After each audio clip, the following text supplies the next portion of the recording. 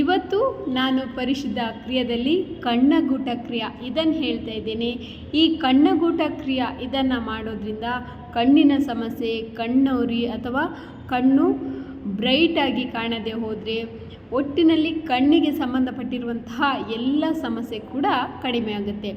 ಇದನ್ನು ಯಾವ ರೀತಿ ಮಾಡೋದಂತಂದರೆ, ಇದು 4 ಬೆರಳು. ಈಗಾಗಲೇ ತುಂಬ ಸಲ ಯಾವ ಬೆರಳು ಯಾವುದಕ್ಕೆ ಸಂಬಂಧಪಟ್ಟಿರೋದು ಎನ್ನುವುದನ್ನು ನಾನು ಹೇಳಿದ್ದೇನೆ. ನಮ್ಮ 4 ಬೆರಳುಗಳನ್ನು ಈ ರೀತಿಯಾಗಿ ಇಟ್ಕೊಂಡು ನಮ್ಮ ಅಗ್ನಿತತ್ವಕ್ಕೆ ಸಂಬಂಧಪಟ್ಟಿರುವಂಥ ಈ ಹೆಬ್ಬೆರಳನ್ನು ಈ ರೀತಿಯಾಗಿ ಮಡಚಬೇಕು. ಹಾಗೆ ನಮ್ಮ ಹುಬ್ಬಿನ ಮೇಲಿನ ಭಾಗಕ್ಕೆ ಈ ರೀತಿಯಾಗಿ ನೀವು ಟ್ಯಾಪಿಂಗ್ ಮಾಡಬೇಕು. ಇದನ್ನು 10 ಸಲ ಮಾಡಬೇಕು. ಇಲ್ಲಿ 10 ಸಲ, ಹಾಗೆ ನಾವು ಹುಬ್ಬಿನ ಕೆಳಗಡೆ ಈ ಭಾಗಕ್ಕೆ 10 ಸಲ ಮಾಡಬೇಕು. ಅದರ ನಂತರ ಕಣ್ಣ ಕೆಳಗಡೆ ಈ ರೀತಿ 10 ಸಲ ಟ್ಯಾಪಿಂಗ್ ಮಾಡಬೇಕು.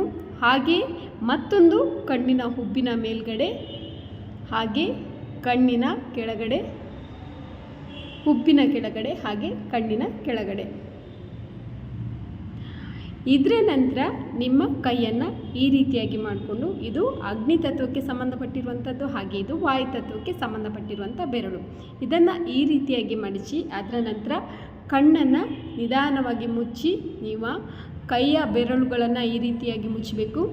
ಆಮೇಲೆ ಕೈ ಬೆರಳುಗಳನ್ನು ಈ ರೀತಿ ತೆರೆದಾಗ ಕಣ್ಣನ್ನು ಕೂಡ ತೆರಿಬೇಕು. ನೋಡಿ,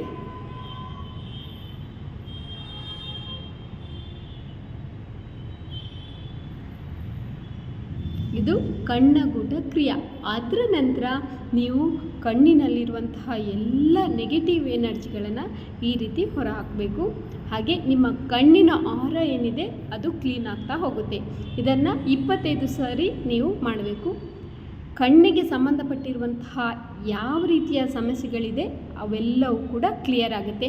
ಹಾಗೆ ನೀವು ಇದನ್ನು 5 ಸಲ ಮಾಡಿದ ನಂತರ ನೀವು ಸ್ವಲ್ಪ ವೇಗವಾಗಿ ಮಾಡಬೇಕು. ಅಂದರೆ ಇದರ ಗಾಳಿ ಏನಿದೆ, ಕೈಯಲ್ಲಿ ಬೀಸುವಂಥ ಗಾಳಿ ಏನಿದೆ ಅದು ನಿಮ್ಮ ಕಣ್ಣಿಗೆ ತಾಗಬೇಕು. ಕಣ್ಣಿಗೆ ಸಂಬಂಧಪಟ್ಟಿರುವಂಥ ಯಾವ ದೋಷಗಳಿದೆ ಆ ಎಲ್ಲ ದೋಷಗಳು ಕೂಡ ಕಡಿಮೆಯಾಗುತ್ತೆ.